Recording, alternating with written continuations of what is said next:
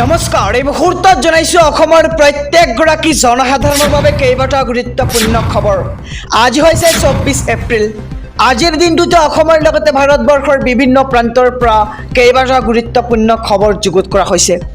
এই মুহূৰ্তত জনাইছো আজিৰ প্ৰথমটো খবৰেই ৰাজ্যবাসীৰ বাবে এটা ডাঙৰ খবৰ। 26 এপ্ৰিলত 6খনকৈ জিলাত বন্ধ থাকিব বিদ্যালয় আৰু কাৰ্যালয়।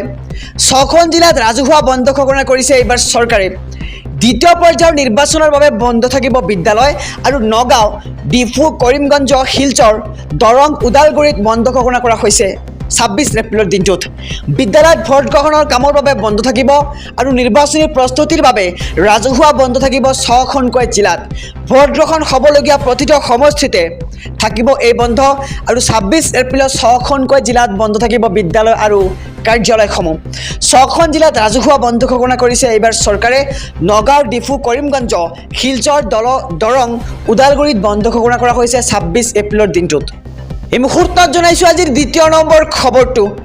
মেট্ৰিক উত্তীৰ্ণ শিক্ষাৰ্থীসকললৈ জৰুৰী খবৰ। উচ্চতৰ মাধ্যমিক প্ৰথম বৰ্ষত নামভৰ্তিৰ বাবে দৰ্পণ পৰ্টেল মুকলি কৰিছে শিক্ষা সংসদে। অহা 2 মেলৈ অনলাইনযোগে আবেদন কৰিব পাৰিব শিক্ষাৰ্থীসকলে।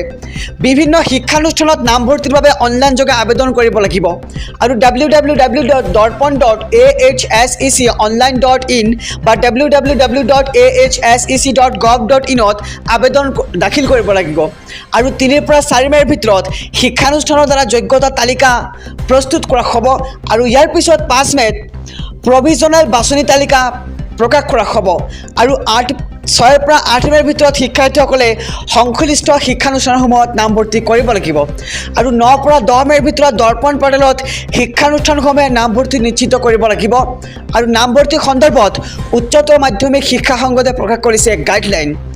শিক্ষাৰ্থীৰ আবেদন পৰীক্ষণৰ অন্তত সংশ্লিষ্ট শিক্ষানুষ্ঠানে বাছনি তালিকা প্ৰস্তুত কৰিব লাগিব আৰু এই বাছনি তালিকা আৰু অপেক্ষাৰত তালিকা দৰ্পণ পৰ্টেলত উপলব্ধ হ'ব আৰু ছাত্ৰ ছাত্ৰীসকলে SMS-ৰ জৰিয়তে বাছনি হোৱা সন্দৰ্ভত তথ্য লাভ কৰিব আৰু এজন শিক্ষাৰ্থীয়ে সৰ্বোচ্চ 5খন আবেদন দাখিল কৰিব পাৰিব আৰু বাছনি তালিকা প্ৰকাশৰ পিছত শিক্ষাৰ্থীসকলে মাত্ৰ এখন। এই মুহূৰ্তত জনাইছো আজিৰ তৃতীয় নম্বৰ খবৰটো। উচ্চতৰ মাধ্যমিকৰ লাখ লাখ পৰীক্ষাৰ্থীৰ বাবে ডাঙৰ খবৰ। কেতিয়া ঘোষণা কৰা হ'ব উচ্চতৰ মাধ্যমিকৰ পৰীক্ষাৰ ফলাফল? অৱশেষত ফলাফল ঘোষণা কৰাৰ সময় প্ৰকাশ কৰিলে ৰাজ্যৰ শিক্ষামন্ত্ৰী ডক্টৰ ৰণোজ পেগুৱে আৰু 5 মেৰ ভিতৰত ফলাফল ঘোষণা কৰাটো নিশ্চিত বুলি ঘোষণা কৰা হৈছে আৰু সম্ভৱ হ'লে এপ্ৰিলৰ শেষৰ ফালেও ঘোষণা কৰা হ'ব পাৰে এই ফলাফল। উচ্চতৰ মাধ্যমিকৰ লাখ লাখ পৰীক্ষাৰ্থীৰ বাবে ডাঙৰ খবৰ আহি পৰিছে। এই মুহূৰ্তত আমি খবৰটো জনাম যে কেতিয়া ঘোষণা কৰা হ'ব উচ্চতৰ মাধ্যমিকৰ ফলাফল। 5 মেৰ ভিতৰত ফলাফল ঘোষণা কৰাটো এবাৰ নিশ্চিত কৰা হৈছে। সম্ভৱ হ'লে এপ্ৰিল মাহৰ শেষৰ ফালেও ঘোষণা কৰা হ'ব পাৰে উচ্চতৰ মাধ্যমিকৰ ফলাফল। কেতিয়া অনুষ্ঠিত হ'ব আৰক্ষী আৰু 3rd 4th গ্ৰেডৰ পৰীক্ষা? মুখ্যমন্ত্ৰী হিমন্ত বিশ্ব শৰ্মাৰ বৃহৎ ঘোষণা। লাখ লাখ নিবনুৱালৈ আহি গ'ল জৰুৰী খবৰ। জুন জুলাইত অনুষ্ঠিত হ'ব আৰক্ষী ফিজিকেল টেষ্ট। এই মুহূৰ্তৰ খবৰ ৰাজ্যবাসীৰ বাবে।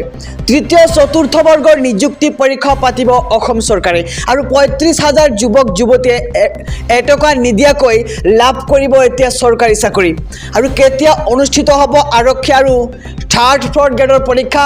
মুখ্যমন্ত্ৰী হিমন্ত বিশ্ব শৰ্মাই কৰিছে এক বৃহৎ ঘোষণা যে লাখ লাখ নিবনুৱালৈ আহি গ'ল জৰুৰী খবৰ। জুন জুলাই মাহতেই অনুষ্ঠিত কৰা হ'ব আৰক্ষী ফিজিকেল টেষ্ট আৰু 3য় আৰু 4ৰ্থ বৰ্গৰ নিযুক্তিৰ পৰীক্ষাও পাতিব অসম চৰকাৰে।